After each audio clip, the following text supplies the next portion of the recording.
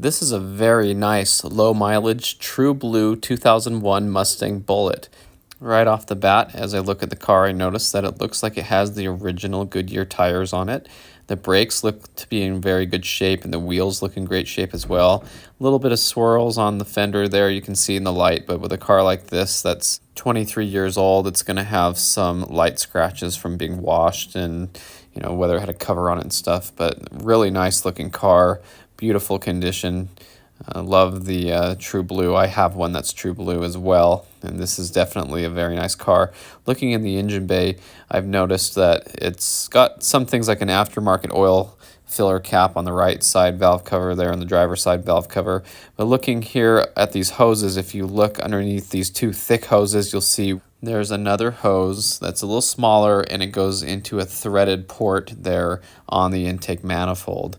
Now that is something that was changed later on the Bullitt Mustangs, and so from what I've seen, it seems like the Bullitts with the build number over 1,000, because there were 5,500 of these made, 5,582 Bullitts to be exact, and the ones I've noticed over the 1,000 mark, as far as the build number goes, you can see that they had added that hose, and it goes from the intake manifold to the PCV to the back of the head, so it kind of circulates. I had that on mine. Mine was build number 4622, and I had eliminated that hose for other reasons. It ties into the heater core hoses and the plastic tee that breaks often, and so I just eliminated that whole thing. And so basically I'm just noting it's a later build Bullitt. And if you look at all the hardware, it still has that beautiful zinc kind of brass color to it, because it hasn't had too many heat cycles or years of moisture or dirt and grime build up on it. So you can see it's a very clean engine bay. Plus the little green X on the alternator, factory barcodes and stuff, that all shows very nicely still. The seats look to be in fantastic shape. I've noticed on the bottom of a lot of even low mile Bullitt cars, there's that little crease there in the middle of where you sit on the bottom, and that's very common. I've had people with 40-something thousand mile cars complain to me about that, and I tell them even low mile cars like this one have that. This car only has 6,406.5 miles on it, so a 6,000 mile car, very beautiful, very nice looking car. There weren't any other pictures of the interior, but if you look through the window and have a trained eye, you can see it does have those aftermarket aluminum knobs for the HVAC system, for the heater and stuff like that, air conditioning knobs. And that's what you call a day 2 mod. That means it was something that was done to the car right after they bought it. It's very common. So that's something that you can expect to see easily reversed if you want to put that back the way it should be. But overall, beautiful car. I drove one with 5,000 miles on it that wasn't this nice. This looks a lot nicer, about similar mileage. Looking at the door tag, it does have the VIN number there, everything, and I just want to point out a couple things. On the left, the date says that it was built in August of 2001, so that is one of the last Bullitts produced. Mine was number 4622, and mine was built in July, so this one was built even after mine, so I'm assuming it's towards the end of the production run there. They didn't provide the actual Bullitt number. And then if you look on the right of the screen where it says interior TR, it says KW, and that is Bullitt interior, so that is a Bullitt specific code there. It did have the window sticker, which looked really nice, and it's kind of fun to look at these. It looks like originally it was a New York car, and this Marty report even has the exact build date on it.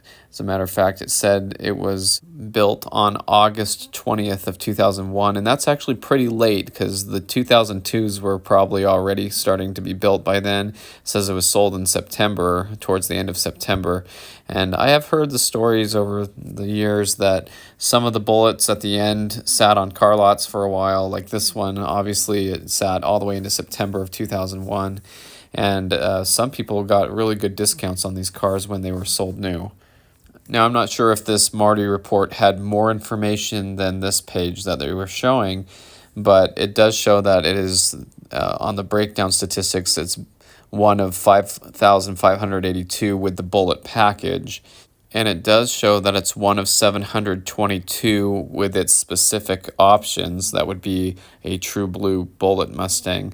But I would like to see even more breakdown, because we know that the mock audio system on the bullitt Mustang was the only option.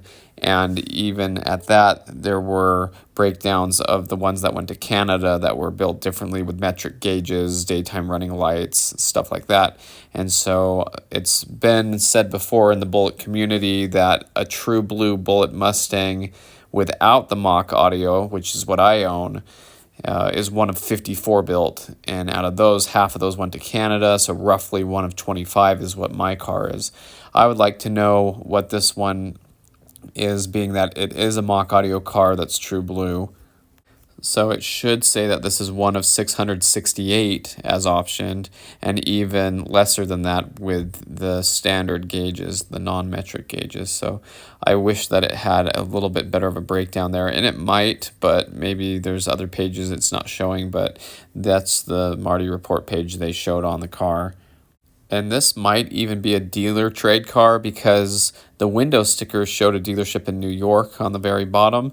And this shows that the dealer was in New Jersey. So not sure if that's what that means, or where it was ordered, or maybe it was dealer transferred. But anyways, a beautiful car. They were asking $32,000 for the car. So more than the list price of it new, but to take into account inflation, your dollars were worth a lot more in 2001 than they are today. Buying a Mustang new for $27,380 in 2001 would be the equivalent of paying $48,506 for that car today. So basically like buying a new Coyote Mustang.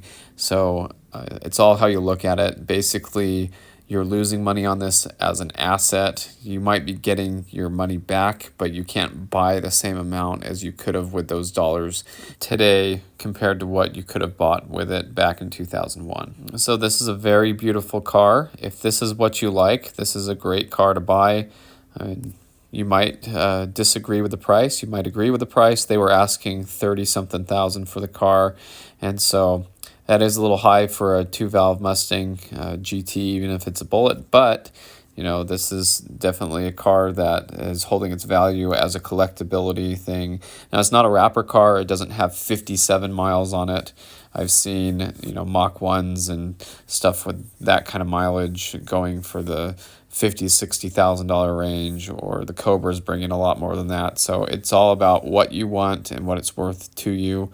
When I test drove the one like this that was a green one, which technically would be more desirable, back in, you know, maybe 2020 or so, before prices started to go really high, they were asking $16,000 for the car back then, about half of what they were asking for this one today. And this one is in nicer condition, but it also is blue, so it's a toss-up. So anyway, if you bought this car, let us know in the comments. It's a beautiful car. I believe it's sold by now. I haven't seen the listing anymore, and I do make these videos past time to not interfere with sale of vehicles, and so I try not to put these videos out while the cars are still for sale, because I don't want people thinking that I'm giving them free advertisement or trying to help them sell anything or whatever. So this car is probably sold by now. So thanks for watching. I hope you enjoyed this video and get to see what a beautiful true blue bullitt looks like in nice condition. I have the same car. Mine's highly modified, but it's basically the same car, so kind of fun to see. So thanks for watching, and stay tuned for more Mustang content.